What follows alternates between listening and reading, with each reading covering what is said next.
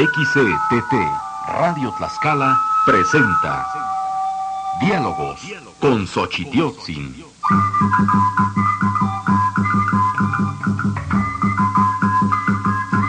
Origen y remembranzas de nuestras tradiciones conjugadas en la voz del cronista tlaxcalteca, Desiderio Hernández Xochitiotzin.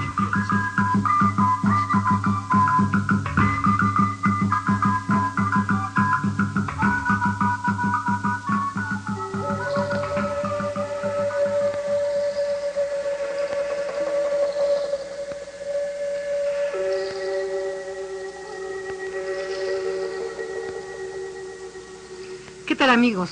Muy buenas tardes. Bienvenidos al nuevo programa Diálogos con Xochitiotzin que presenta la XCTT a partir de hoy, todos los sábados a las 12 del día. Maestro, ¿cómo estás? Muy buenas tardes. Muy buenas tardes, Susan. Nuevamente, estimado auditorio, con ustedes. Maestro, yo creo que hay cosas muy importantes respecto a los antecedentes que tenemos de toda esta tradición de muertos. Hay gente que piensa que llegó con los españoles, pero tengo entendido que esto viene desde épocas remotas, desde la época prehispánica. El culto a los muertos es un culto universal. Cada uno de los pueblos ha tenido una manifestación relacionada con los difuntos. Por lo tanto, nuestros pueblos prehispánicos no quedaron aislados. Ellos también tenían un ritual, un culto a los muertos, y en nuestros pueblos prehispánicos eran profundamente espiritualistas, es decir, creían en el otro mundo, en el mundo inmortal, en el mundo sagrado, en el mundo superior. Ahora, esto quiere decir que no es el catolicismo el que nos vino a traer la esperanza de una vida después de la muerte, sino que desde épocas remotas, por ejemplo, de los egipcios y en distintas culturas, se preservaba de alguna forma la carne, o se trataba de preservar, o se enterraba a los muertos con determinados utensilios, instrumentos, alimentos, para su viaje al más allá. Bueno, el catolicismo trajo su filosofía, trajo su teología y trajo su concepción de la muerte. Con esto queremos nosotros insistir que la fiesta que conocemos como fiesta de muertos o de Todos Santos es una festividad profundamente religiosa. Dentro del contexto general de la historia del arte y de la historia de las costumbres, se titula o se encierra dentro de lo que llamamos la religiosidad popular, para hacerlo diferente de la religiosidad litúrgica, la religiosidad que se basa en el dogma, en el credo. La religiosidad popular es un fruto sincrético, así, de culturas populares, que sobrevive gracias a la insistencia y a la práctica de las grandes comunidades. Lógicamente, las grandes comunidades tienen su base fundamental en la familia. En este caso, el mundo prehispánico y en nuestro mundo contemporáneo celebraba y celebra la fiesta de los muertos en el interior del hogar, es decir, en la casa, en el lugar más sagrado de la casa. Por lo tanto, es un acto profundamente religioso, ritual, tiene una serie de elementos que lo hacen ritualista, y lógicamente como tal sobrevive a través de las generaciones. Es una tradición que se va heredando de padres a hijos, como todas las tradiciones tienen algún aspecto de evolución, sin cambiar lo esencial. Ahora, con esto el catolicismo trajo su concepción. Sí convendría hacer algo comparativo. Ahora, aquí en lo que es lo que fue en su época la Nueva España y lo que es ahora México, se han encontrado en diversos vestigios arqueológicos tumbas con todo un ritual, con una serie de elementos que en Tlaxcala también se han encontrado. Ahora, todo esto nos indica que este culto a los muertos, estas ofrendas, venían dándose a través de los siglos. Bueno, en el aspecto arqueológico, que es el que acabo de tocar, es muy importante, pero ese es un capítulo correspondiente a la manera de cómo sepultaban a los muertos y cuál era la perspectiva que nuestros antepasados tenían en relación con el nuevo principio, el más allá. En relación con el concepto de la fiesta de los muertos, yo creo que convendría, y es muy lógico, lo he hecho varias veces, insistir en los conceptos. Muerte. ¿Cómo concebían nuestros antepasados la muerte? y luego cómo concibe el cristianismo desde hace 20 siglos la muerte. Ajá. Entonces son dos conceptos totalmente diferentes. Tratando de explicar la cosa de la más sencillo, de la manera más simple, profundamente comprensible, sin entrar en teologías y todo esto de muchos rinconcitos un poco conflictivos en la explicación. Nuestros antepasados tenían al Dios de la muerte, es decir, era una eminencia sagrada dual. Nuestros antepasados tenían a la divinidad dual. Entonces ellos tenían el Mictlán, que era el lugar de la muerte, es decir, el espacio donde se encontraba la muerte, donde gobernaba la muerte, donde estaba presente este elemento. Y tenían, como digo, dual. El dios varón era Mictlán Tecuhtli, que es el señor jefe, señor líder, el señor gobernante. Y su dama, su esposa, su compañera, es Mictlancíhuatl, o sea, la señora del jefe, del caudillo. Estos dos presidían y vivían y gobernaban en el Mictlán. Por lo tanto, están catalogados como dioses. En el documento más acertado y que nos corresponde a nuestras culturas nahuatlacas, que es en la historia de los mexicanos por sus pinturas, encontramos que los dioses, el dios elemental dual, creó a los dioses menores, y entre aquellos dioses menores creó el Mictlán, y luego creó a estos dos personajes que les dio el título de dioses. Por lo tanto, eran seres eminentemente sagrados, creados con esa consistencia, con esa capacidad de ser deidades, y lógicamente como dioses tenían que tener sus templos, tenían que entender sus altares, tenían que tener sus sacerdotes y sacerdotisas, tenían que tener sus ofrendas, sus rituales, y los días de la ofrenda y los días del ritual. Es decir, era todo un complejo sistema, digamos, teológico, para poder honrar a esos dioses, darles el culto correcto y completo. Se le da una divinidad, de la criatura a la divinidad, y el concepto de que la divinidad es la dueña absoluta de la criatura, así, en este caso de los hombres. Entonces, partiendo de ese principio, nosotros tenemos que creer y concebir, guardando las proporciones, hagamos de cuenta, con todas las proporciones guardadas, que el dios de la muerte sería, por ejemplo, en nuestro mundo, como San Miguel, por ejemplo, que tiene sus templos y todas sus fiestas, sus bailes, sus danzas, etcétera. Ahora, en el mundo cristiano, en el mundo católico, la muerte no es un ser, sino es un instante. Es cuando la vida deja de ser, cuando se fallece, se deja de vivir. En ese instante, que no tiene tiempo, los creyentes creemos que entramos a un mundo superior, a un mundo infinito, a un mundo eterno, según nuestras capacidades de vida.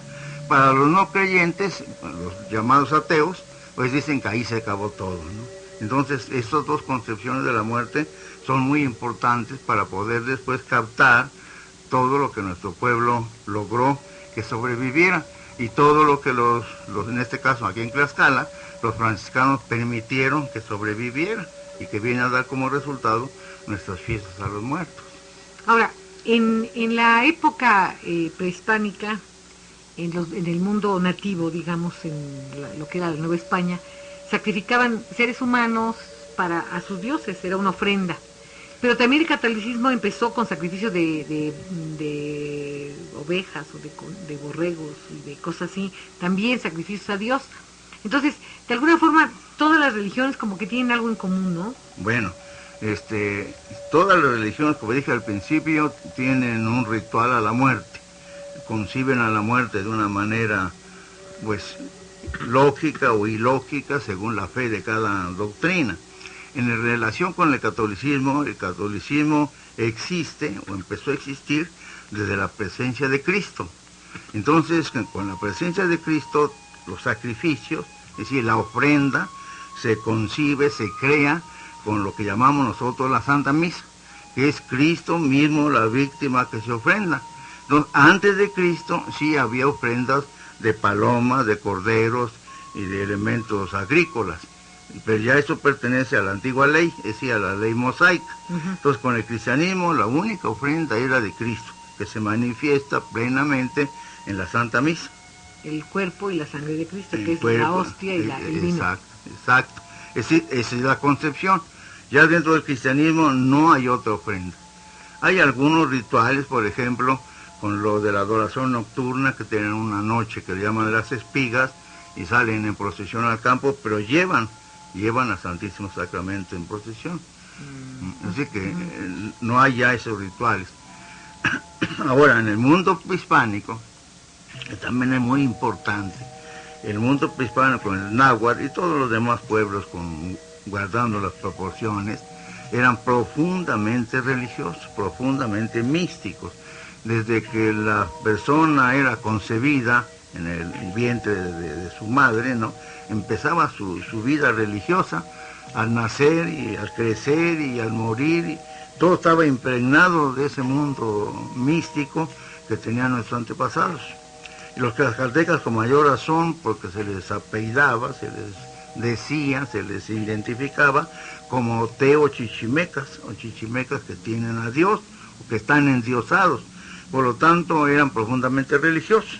Mi persona, con toda la prudencia que me autocite, antes que se encontrara el documento este que se llama Crónica de la Ciudad y Provincia de Tlaxcala, yo buscaba un calendario nuestro y me entró el drama cuando tenía que pintar ese tema de los calendarios indígenas en mi mural del Siglo de Oro.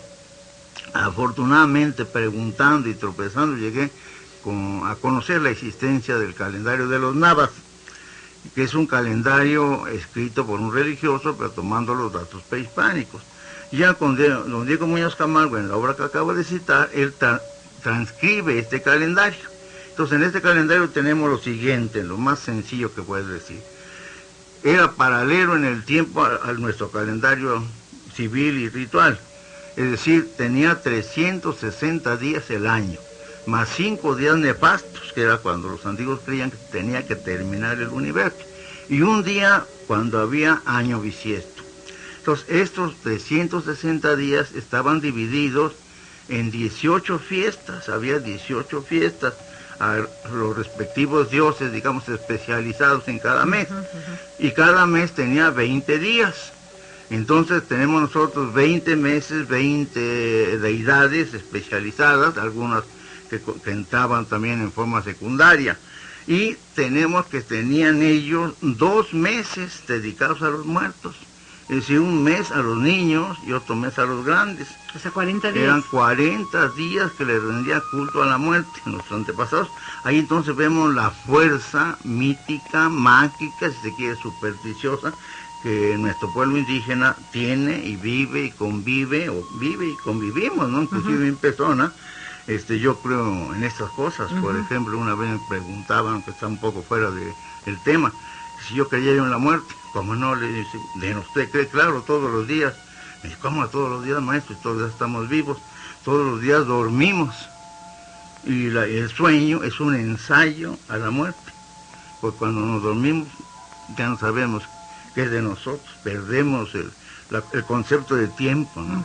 Entonces ese ensayo a la muerte todos los días, por medio del sueño, nos enseña pues a poder morir, a saber morir, ¿no? Pues ni nos enseña nada con tanto ensayo y después resulta no se acostumbra uno, por mucho que dice que está preparado para la muerte, es muy difícil, excepto que haya un gran arraigo católico, una gran fe, bueno, en cualquier religión, pero que tengan una gran fe en el más allá, en la resignación, en todo eso, porque muchas veces revela uno ante la muerte, ¿no? Que de hecho es un drama que se vive, que vive alguien todos los días. Bien, vamos a una pausa, regresamos.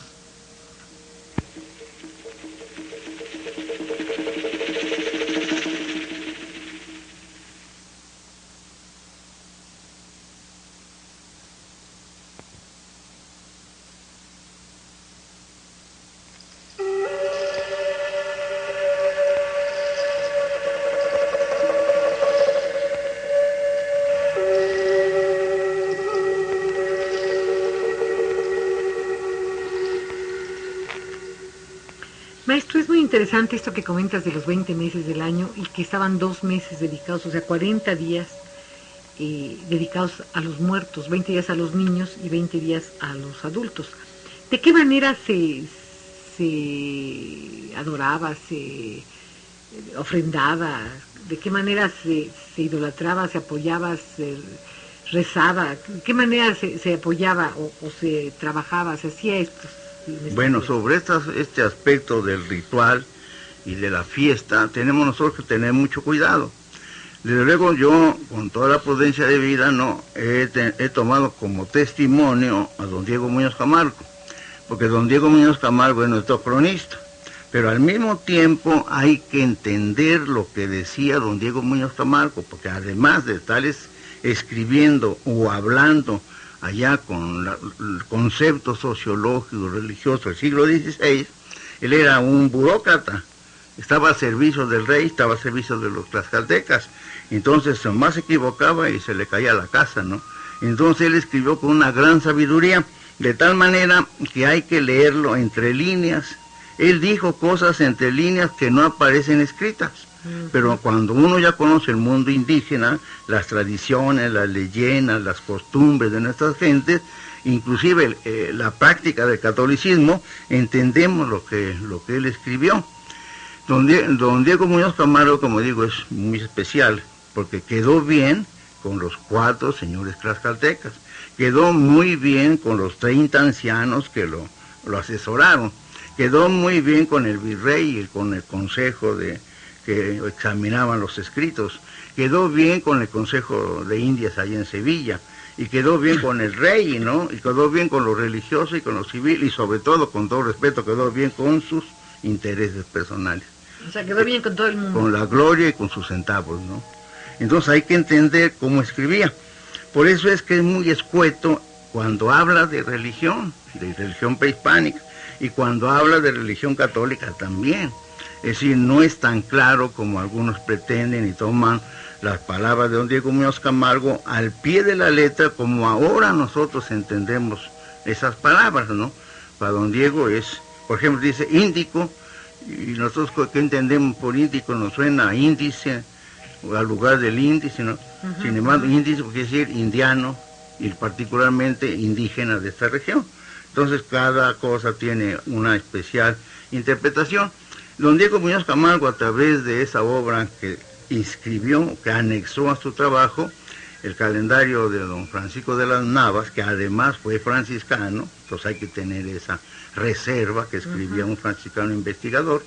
Entonces nos dice que el 9º mes de ese calendario, que tenía 18 meses, empezaba el 9º mes el 9 de agosto y terminaba el 28 del mismo mes cristiano, o sea, del nuestro. Esa fiesta estaba dedicada a los chicos, dice a los muchachos, así muchachos, o sea, a los muchachos.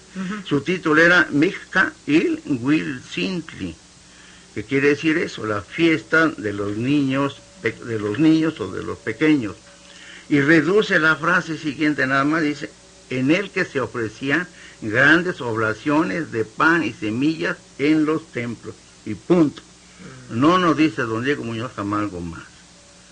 Leyendo en la investigación a varios autores, sobre todo a Sagún, se queda uno sin tomar a Sagún lo que dice Sagún, porque el padre Sagún escribió con informaciones del Valle de México, con que eran náhuatl, pero eran otra cultura, otras tendencias. También con elementos del Valle de Texcoco y con elementos de Cuauhtinchán.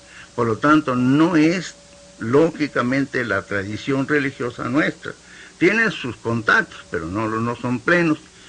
Regresando al mes de los grandes, que era el 10º mes de aquel calendario indiano, y que empezaba el mes en el 27 de agosto al 12 de septiembre, y como decíamos, ¿no?, de nuestro año cristiano, y se llamaba el calendario Weich Mikak Ilwich, que era la fiesta de los grandes.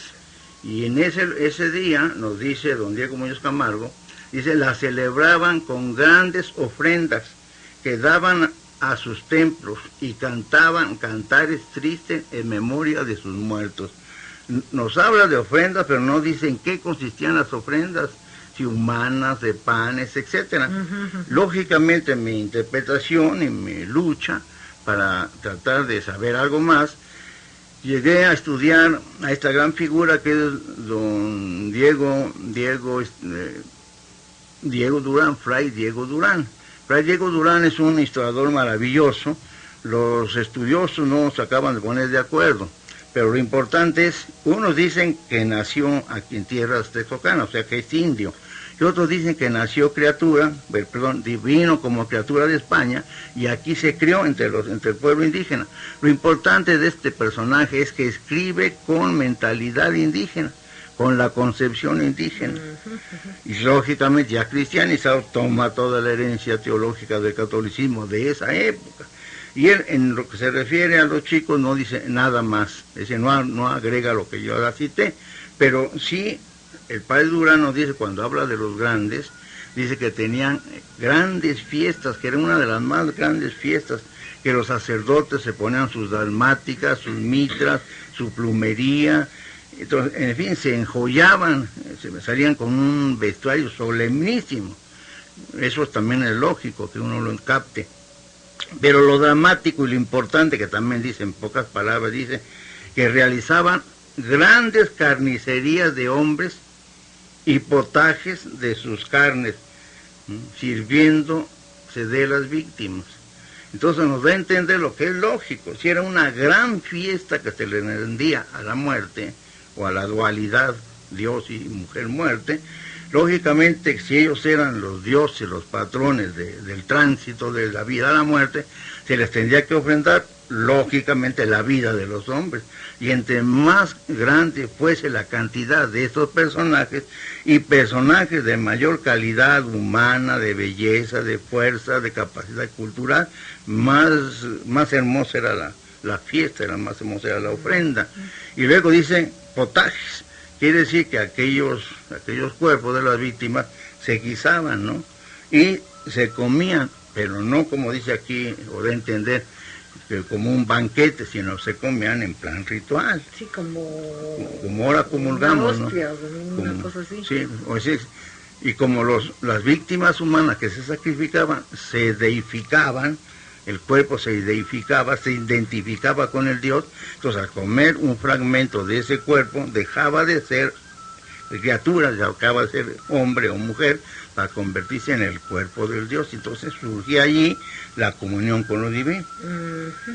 Ahora, según esto, según he leído en algunas partes, parte de las guerras floridas era para capturar a guerreros, a gentes, a personajes valientes, y entre más brillante, más de más alta alcurnia, de más valor, tuviera el sacrificado, era como que pensaban que esas virtudes se pasaban a quienes participaban en esta comunión, digamos, ¿no?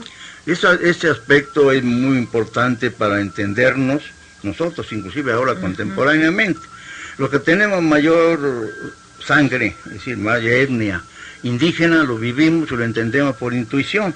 Los que no, lo tienen que entender por cultura, ¿sí? Por lectura, por cultura, por estudio. Era tan importante morir que quizá era más importante que nacer, pero al mismo tiempo cuando una criatura nacía, le leían los grandes sacerdotes y las parteras, le leían su destino de la criatura, porque ahí nos dicen los documentos, no lo cita Camargo con toda la extensión, pero nos lo da a entender, y Durán nos lo aclara más, y Sagún, que es muy acucioso, lo dice con mucho detalle. Entonces nos dicen que se lavaban las criaturas, ya se bautizaban, los lavaban, los limpiaban con agua, ¿no? Eso equivale al bautizo cristiano. Entonces les daban su herramienta según lo que el calendario decía. Si el calendario decía que la criatura iba a ser guerrero, pues le daban sus armas en pequeño, ¿no? Si la criatura era mujer y tenía que ser sacerdotisa, le daban sus atributos. Si iba a ser adivinador, le daban los maíces, porque con los maíces tenía que decir la suerte. Es decir, era importantísimo lo que el calendario profetizaba a cada uno de los personajes. Es lo que decidía su futuro. Y entonces ese niño, esa señorita, esa niña, crecía con la sombra que tenía que cumplir su futuro. Entonces, los que cumplían su futuro, si habían nacido guerreros, lógicamente su gloria era morir como guerreros. Ahí tenemos, por ejemplo, el ejemplo maravilloso de Tlahuicole y el ejemplo dramático de Xicotenca el joven, ¿no? Que querían morir como guerreros peleando, no con diálogos como hoy se dice. Sí, ¿no? ese era su signo. Ese era su signo y su destino. Entonces, lógicamente, los que morían peleando, al ser muertos, la guerra sagrada, que es la que citaste, y los sacrificios en el altar, eran actos sacros. Y iban a la gloria. Directito iban a la gloria con la máxima interpretación que concebían los antepasados, que era el sol. Pues dicen que acompañaban al sol. Claro, nosotros físicamente creemos que van alrededor del sol, pero la concepción es que estaban en la plenitud de, la luz, del Dios, la gloria. de la gloria más alta que tenían. Ellos tenían 7 o 9 espacios. Entonces, ahí era ese caso. En el mismo aspecto, paralelamente, tenemos la mujer. Las mujeres que morían en parto, morían con tanta gloria que era paralela a la gloria de un guerrero que moría en la guerra. Y así también, con los que morían ahogados, o que les caía un rayo, o sea, les había llegado la muerte a través del dios del agua y el dios de los rayos, que es Tlaloc. Por eso es que recibían la muerte a través de un dios. Y lógicamente Tlaloc se le atribuye por todas estas características de su mundo, que eran los dioses del Tlaloc. Entonces estos que morían con esas maneras de morir, que no seleccionaban ellos, eran seleccionados por los dioses de una forma especialísima. Entonces iban en el otro mundo a Tlalocan, ¿no? Los que morían en su cama, para no alargarnos en tantas especialidades, los que morían en su cama eran los menos afortunados, porque esos tenían que viajar 9 días, 9 ciclos, 9 épocas. Los arqueólogos hacen, cada uno tiene su criterio. Lo importante que eran 9 etapas. O sea que no te convenía morirte en la cama. No, y ahora es la que más conviene, pues así no te das cuenta. Entonces, los que morían en su cama tenían que viajar en esos 9 espacios, 9 ciclos, y en cada uno de esos sufría determinadas pruebas. ¿Y podía llegar o no a la gloria? Tenía que llegar a la gloria después de esos 9 ciclos. Por eso es, guardando aquí, no nos salimos del tema, guardando aquí la lógica histórica y religiosa, por eso es que existen los 9 rosarios del difunto. Cuando el difunto se veló, su alma se desprendió y tiene que viajar esos 9 espacios, y entonces todos sus dedos lo acompañan con las oraciones, en este caso 9 días, que equivalen a los 9 espacios, a los 9 ciclos.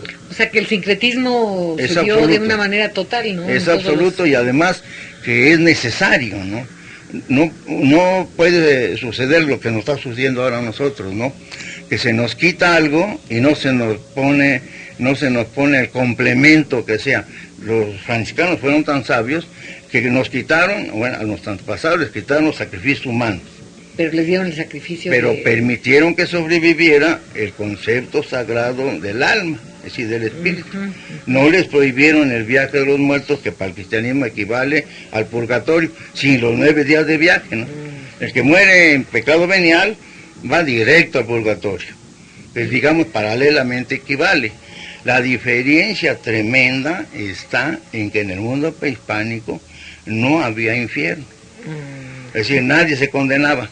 ¿Te ibas al limbo o a la gloria, haz de cuenta? Porque morían según su destino que los dioses le habían dado.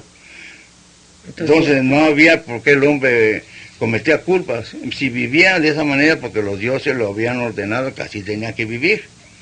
En el cristianismo no, en el cristianismo cuando uno muere tienen que entregar cuentas. El libre albedrío. Y se entrega unas malas cuentas y va uno al infierno, ¿no? O sea que entregar buenas y ahí está el drama, ¿no? Bien, vamos a una pausa y regresamos.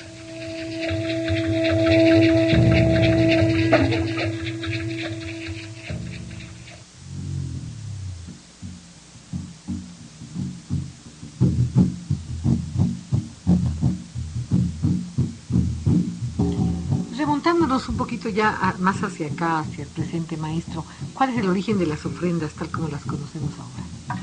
Bueno, tenemos que tener en cuenta este encuentro, ¿no? Hay quien dice que choque, y hay quien dice conquista y demás, ¿no? Yo lo entiendo como un encuentro, ¿no? Entonces, cuando se inicia el encuentro de los europeos, que también en mi criterio varía de lo que la gente dice, ciertamente llegaron aquí elementos de la península hispana, ¿no? Pero no todos eran de cultura española. Hay que tener en cuenta que la península hispánica, o sea, España, se resume toda la cultura desde los egipcios, los griegos, los romanos, los caldeos, los judíos, y acaban con los moros, todas esas culturas viajando hacia el oriente, ¿no? Se encierran y se forjan, se hace una nueva cultura que es la española, es la que nos llega. Entonces a nosotros nos llega a través de España toda la cultura occidental, o sea, europea.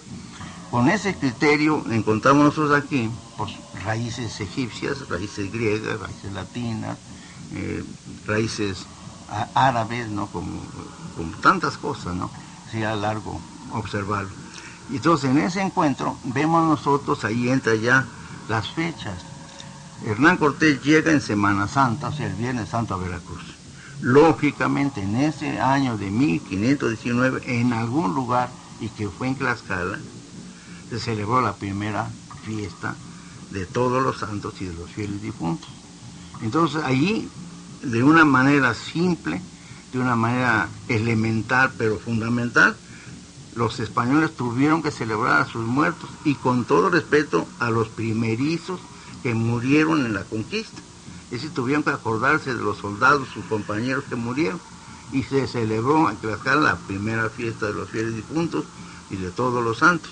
Eso ninguna historia lo dice, no, pero por lógica, por fe, por disciplina, por cariño, por amor, porque así tenía que ser, celebraron la fiesta. Porque además aquí se mató al primer español, ¿no? En guerra, en una discusión, según la historia tlaxcalteca, allá en Tizatlán, tuvieron sus dificultades y los dejaron pelear, y los dos pelearon, pero al mismo tiempo se lastimaron los dos, cayeron muertos los dos, y los enterraron juntos. Tlaxcalteca y el español. Los enterraron juntos. Los dos pelearon juntos y los dos hirieron de tal manera que murieron al momento y están enterrados en el atrio de Tizatlán. O sea que hasta mestizaje en la muerte. Exacto. Mezcla. No, y además no debemos asustar, el escudo novohispano de Tlaxcala, en la punta del escudo están los dos huesitos y las dos calaveras, y que simboliza unidos más allá de la muerte. Entonces todo esto estudiándolo con sobriedad, ¿no? Sin bluff, sin pachangas, ¿no? Debemos interpretar todo esto, cómo nos fue llegando. Después llegaron los tres religiosos, ¿no? Tecto, Ollora y el Gigante, que ya llegaron con criterio estrictamente evangélico. Luego llegaron los 12, lógicamente ya empezaron a trabajar los 12 para hacer la transición, ¿no? de la nueva doctrina y morir la antigua. Y lo importante de esto es que no es como dicen tantos indigenistas trasnochados, ¿no? De que los españoles destruyeron nuestras culturas. No, destruyeron lo que no compaginaba con la cultura católica. Por eso es que prohibieron los sacrificios humanos. Por eso también prohibieron la comunión, la comida de las víctimas humanas. También prohibieron a los homosexuales y todas esas cosas, ¿no? También prohibieron que los caciques tuvieran 80 o 40 esposas. Es decir, todo aquello que no coincidía con el catolicismo lo prohibieron. Y todo aquello que tenía cierto parentesco lo fusionaron, o lo perfeccionaron, o lo soportaron. Por ejemplo, en este caso de los muertos, como católicos nosotros no podemos creer que los muertos vienen, porque se presume que el muerto ya está juzgado de Dios, y a donde lo tiene Dios es su lugar. Si está en la gloria, pues ¿cómo va a dejar la gloria para venir? Necesitaba un permiso especialísimo, ¿no? Ahí están los parientes. Y si estaba en el purgatorio, pues ahí está penando, cumpliendo su culpa, es decir, está en su castigo. Y si está en el infierno, ¿cuándo va a salir? ¿No? Según la fe, no pueden ser. Pero según la voluntad de nuestros paisanos, hay quienes creen que ciertamente vienen los deudos, ¿no? Entonces hay que respetarle su fe, la fuerza de su fe. Desde luego nosotros nos unimos con ellos, eso es lo importante, nos unimos con ellos, al acordarnos de ellos les damos vida en este mundo, en nuestro mundo. Al rezar por ellos estamos comunicándonos con ellos, estamos comulgando con su pensamiento. Por lo menos mi persona, no nomás el día 2, cuando tengo algún problema fuerte, y me acuerdo de mi padre o de mi abuelo, ¿no? ¿Cómo resolvería el problema? Y en ese momento estoy en comunión con su pensamiento, sin que venga, ¿no? Me estoy inspirando en él, estoy dándole nueva vida a él a través de mis actos, ¿no? Pero también le dices, ya que estás allá arriba, pues dame una manita. Así sucede, ¿no? O así en la fe es. Entonces esto es donde empieza a surgir este sincretismo. Lógicamente, también estudiando, porque hay que ver, yo considero que somos lo que somos mexicanos, somos mestizos, y especialmente Tlaxcala. Inclusive una vez se me ocurrió decir una cosa muy importante cuando se trataba de los niños mártires, sabe que nos molestaban los periodistas, ¿no?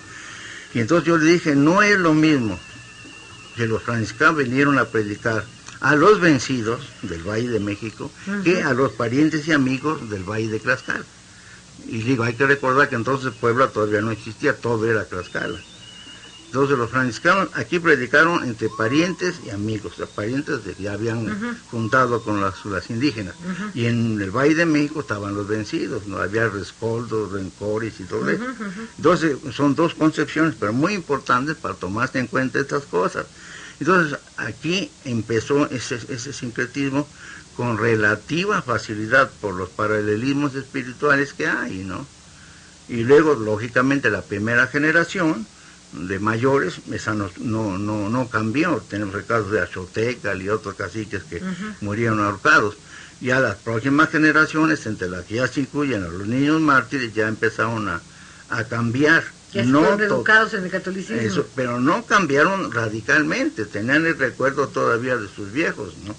Por eso la ofrenda es sincrética, sobreviven conceptos autóctonos como eso de que vienen los muertos de los espíritus acá. Ayudarse el aroma o el sabor de los alimentos. Eso es totalmente indígena. Cristiano es de que nosotros nos acordamos de ellos espiritualmente, rezamos por ellos, nos comunicamos con ellos espiritualmente, pero no vienen. Todas las imágenes que se ponen. Bueno, eso es el ritual. De eso podemos hablar cuando lleguemos a ese momento. Entonces esa es la concepción, llamémosla espiritual, y no hemos hablado nada con la mentalidad de los turistas, ni de la publicidad, ni del blog, ni esas cosas, ni lo comercial, no, profundamente su esencia, llamémosla espiritual, y que es la que ha sobrevivido. Ahora, en la época prehispánica, el cempasúchil era una flor de ornato, de fiesta. En la época prehispánica era el mundo, como dijimos al principio, totalmente religioso, que es lo que nos falta. Nuestra montaña de Lambalín se está destruyendo porque le hemos perdido el gusto sagrado de la montaña, ¿no? Es la que, lo sagrado, ella es la que nos manda la lluvia, etcétera. Entonces hay que tomarlo con esa profundidad de creadora de la vida.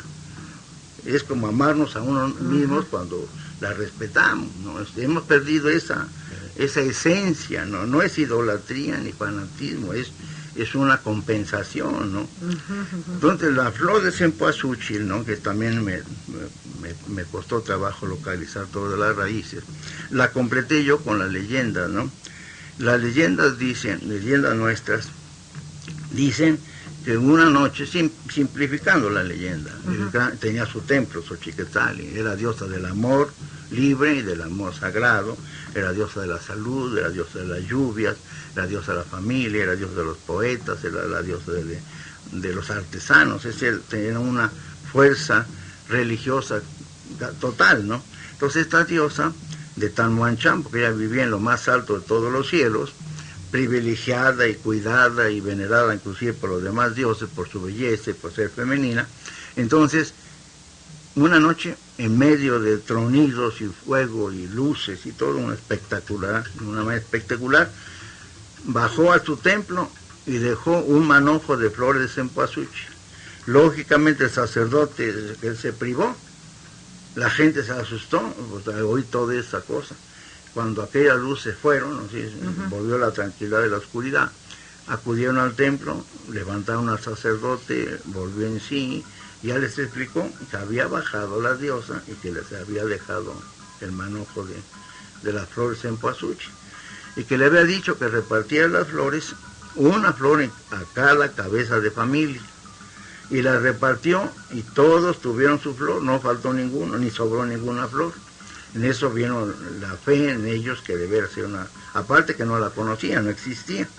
Y también les dijo la diosa que esa flor la tenían que cuidar y que sembrar en su casa, que debían tenerla todo el año. Y cuando muriese una persona, esa flor tenía que ser la primera que se le ofreciera al muerto, porque era el primer contacto que iba a tener allá en el más allá.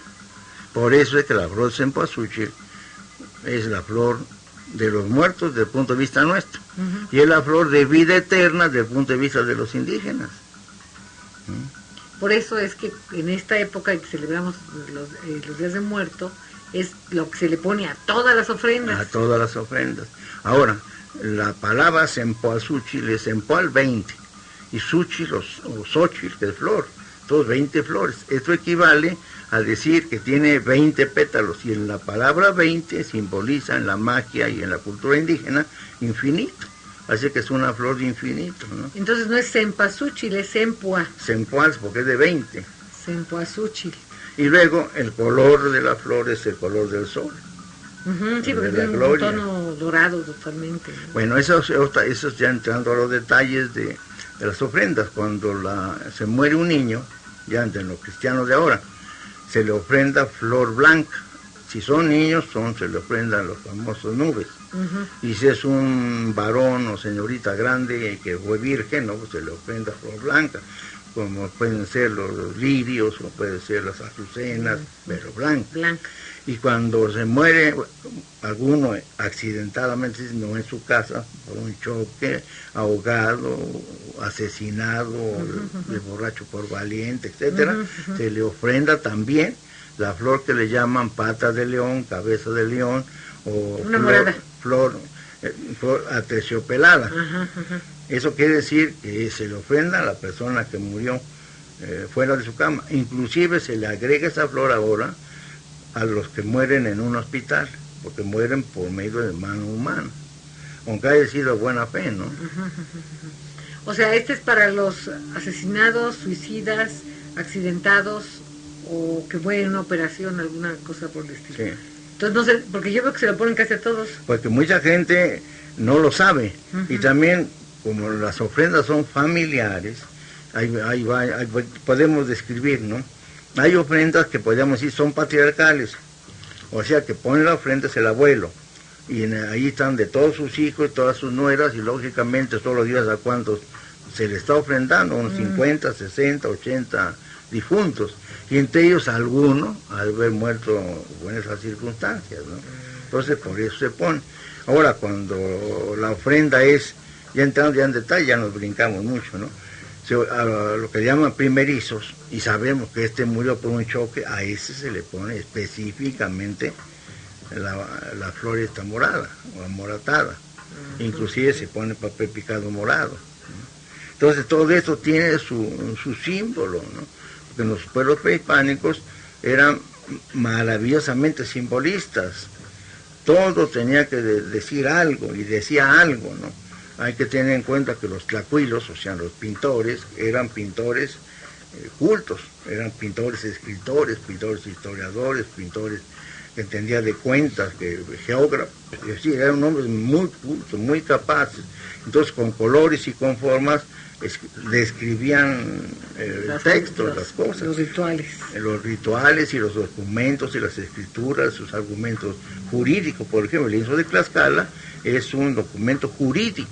Entonces hay que ver eso con criterio jurídico, y hay que entender, digamos, las reglas de la justicia, ¿no? Para ver el lienzo. Claro, la mayoría nomás lo ve como obra de arte, como cosa guerrera. No, es jurídico. Bien, vamos a una pausa, regresamos.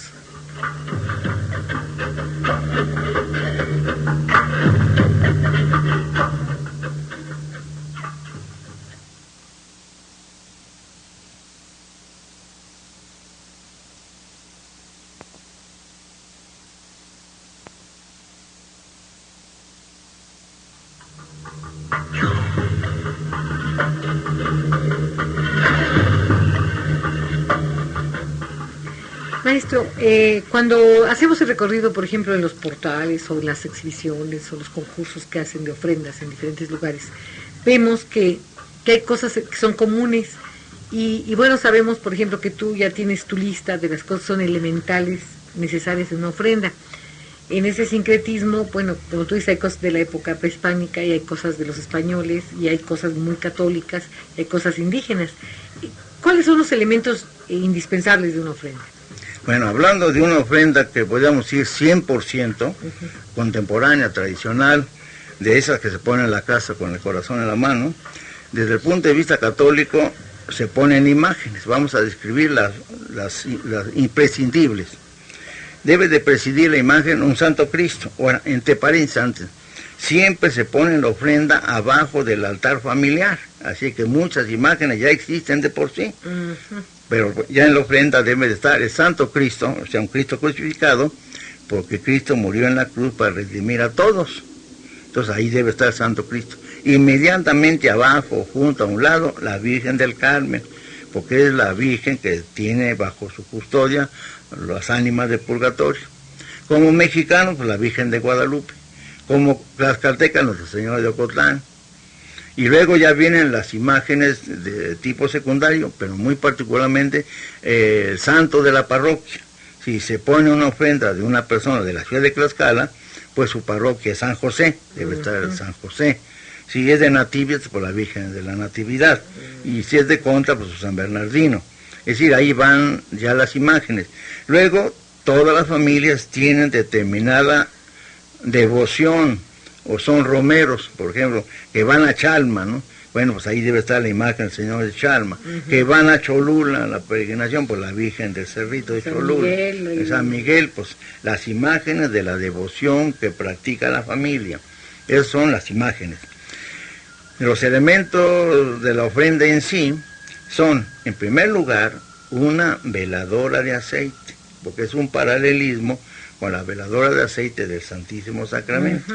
Como los espíritus llegan, o se presume que llegan, se acuerda uno de ellos, son sagrados, ya están juzgados de Dios, entonces hay que venerarlos con la misma espiritualidad que se venera, pues salud a Cristo. Puede ser una lámpara de aceite. Y luego las veladoras de vaso o de papel que gusten, ¿no? Eso en primer lugar. Luego, inmediatamente debe haber 3 vasos de agua. Un vaso de agua bendita, es la que en la iglesia se pone uno en la frente, porque con esa agua bendita se perdonan los pecados veniales. Entonces esta es para que las ánimas tomen de esa agua para sus pecados veniales. Luego otra agua potable. Hay que recordar, cuando Cristo estaba en la cruz pidió agua, ya tengo sed. Y la otra agua es la del pocito del agua santa, porque la Virgen de Ocotlán le dijo a Juan Diego Bernardino que tomara de esa agua, que era para sanar sus males del cuerpo y sus males del espíritu. Entonces ya con esos 3 aguas se cumple ritualmente aquí en Tlaxcala. Luego deben de haber dos cajetitos, uno de tierra y uno de sal, ahí en el altar. La tierra es que nuestro cuerpo es polvo, ¿no? Es tierra. Y la sal es el símbolo de resurrección. Ese cuerpo que se volvió tierra, con la sal simboliza que resucitará. La sal representa lo incorruptible, ¿no? Eso arriba. Luego deben de estar también el copal y el incienso. Esto representa la oración, cuando se quema es la oración. El copal desde el punto de vista indígena y el incienso desde el punto de vista español, inclusive se llama incienso de Castilla, ¿no? Ya estos dos. Luego debe haber ardiendo 2 ceras, porque es el altar. Todo altar debe tener por lo menos 2 ceras, inclusive en la iglesia, ¿no?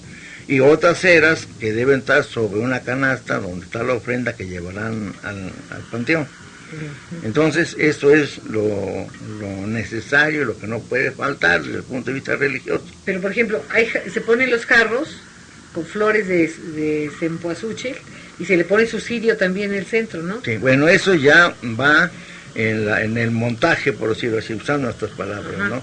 Se tiene que llevar flores al panteón, la mesa de la ofrenda es un banquete, ¿no? Entonces, así como cuando tenemos un banquete, ponemos unas florecitas en la mesa, a eso equivale, ¿no?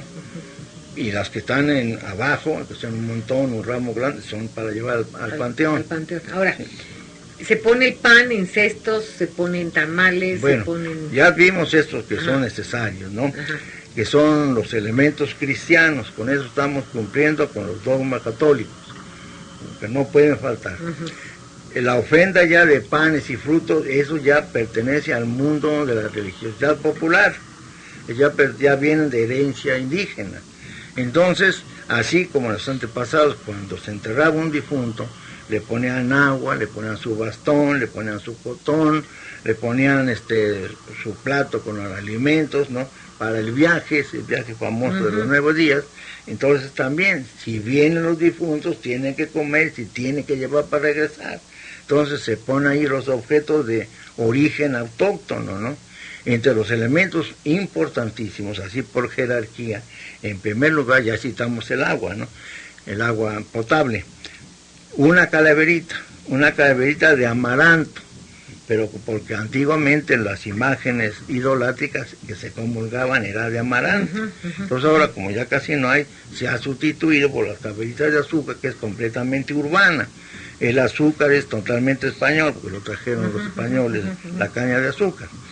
Entonces la calaverita, con su nombre, eso ya es una alegoría barroca, ¿no? Sí, una cosa ya que entra entre la belleza estética. Después de la calaverita, los panes. La famosa hojaldra representa el pan, representa las cenizas y la bolsa de las cenizas del difunto. Los dos elementos cruciformes que están encima son los dos huesos, las dos canillas, y la bolita de arriba es la calavera. Entonces cada hojaldra representa un difunto, por eso cuando se pone la ofrenda, se pone la hojaldra y se dice para Juan, para Andrés, o sea, esa pan uno para cada quien. Uno para cada quien. Pero los que ponen canastos y canastos, por eso es. para todos los antecesores. Y para los que ya no se acuerdan la gente, ¿no? Las ánimas solas. Las ánimas solas, o ya perdieron familia, ¿no? Ahora, hay hojaldras que llamamos de huevo, o sea, que son amarillitas, y hay hojaldras rojas, o sea, con color rojo. Esos son para los que murieron accidentalmente o de sangre. Esas no las conozco. Y luego hay otros panes que le llaman tlacotonales, ¿no? Que tienen formas como de muñequitos. Uno que tiene las manitas así y otros que tienen abiertas. Y también esos son de color rojo y algunos nomás de color de huevo, ¿no?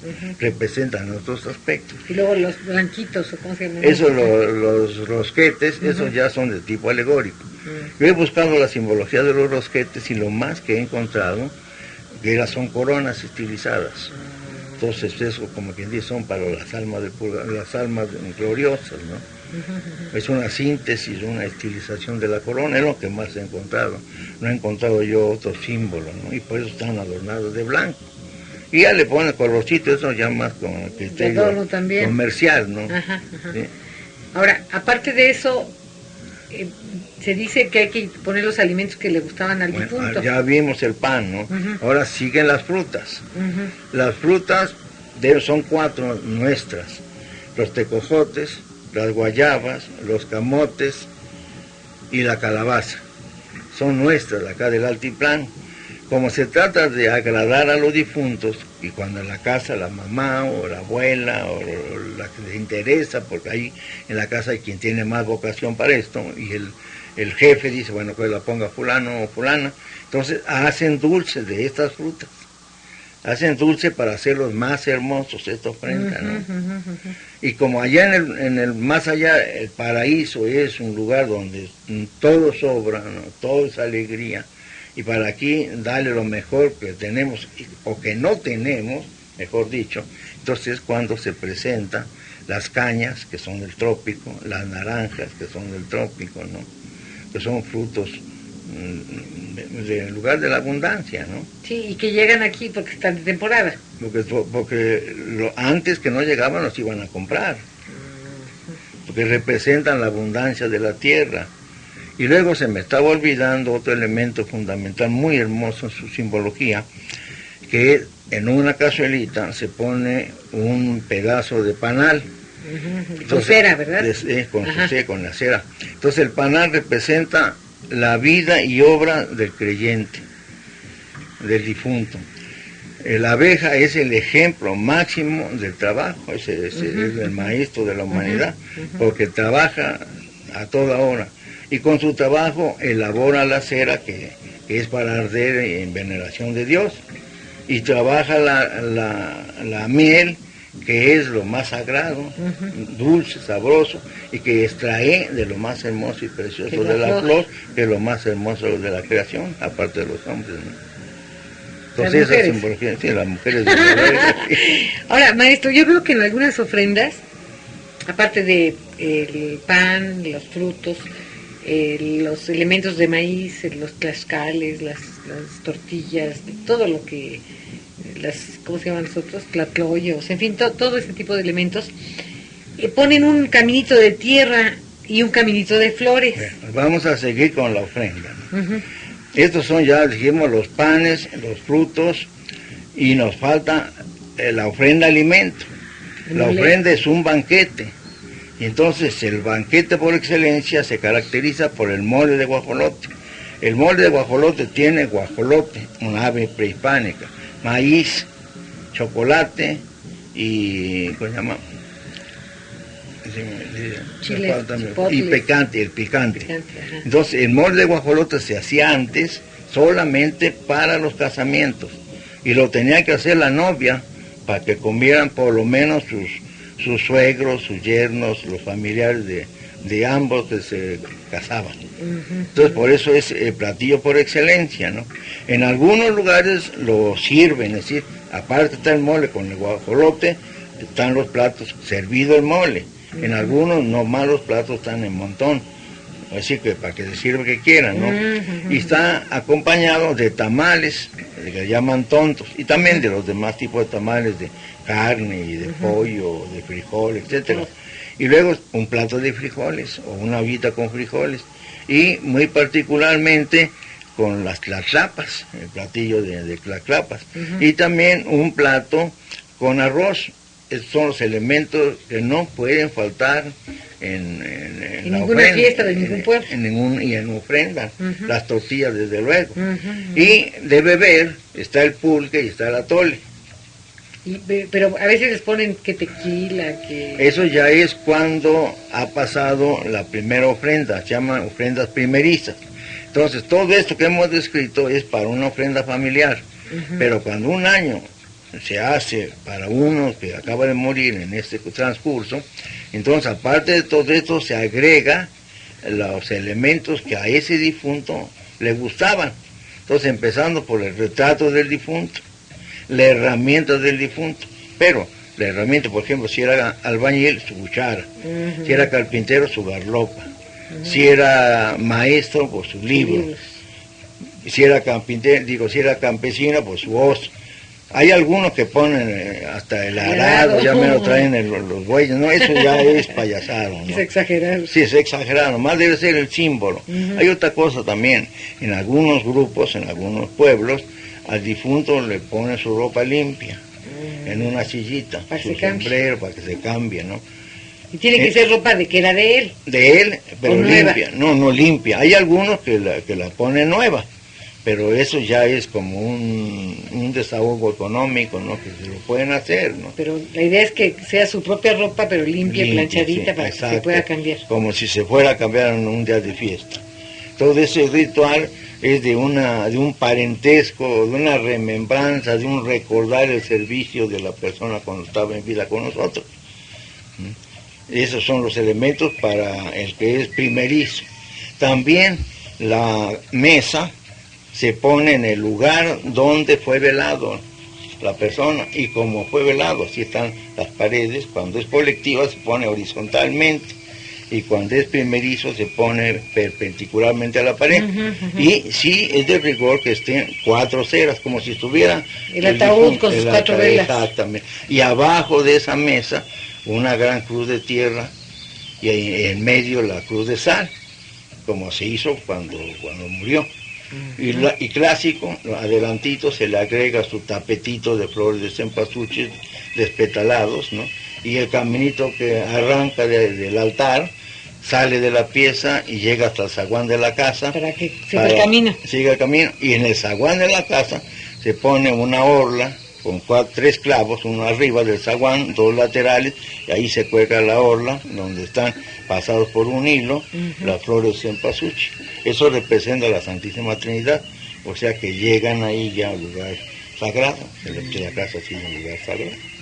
Bien, se nos acabó el tiempo, pues muchas gracias al maestro de Hernán Xochitiotzin y bienvenido a este programa que va a pasar todos los sábados a las 12 del día, denominado Diálogos con Xochitiotzin. Gracias, maestro. Esperamos que sea de su agrado y que tengamos varias semanas o muchas semanas con estos diálogos. Gracias, maestro.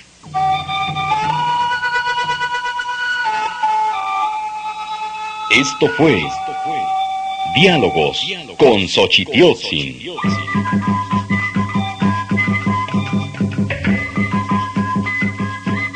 Origen y remembranzas de nuestras tradiciones. Lo esperamos el próximo sábado a la misma hora por esta estación.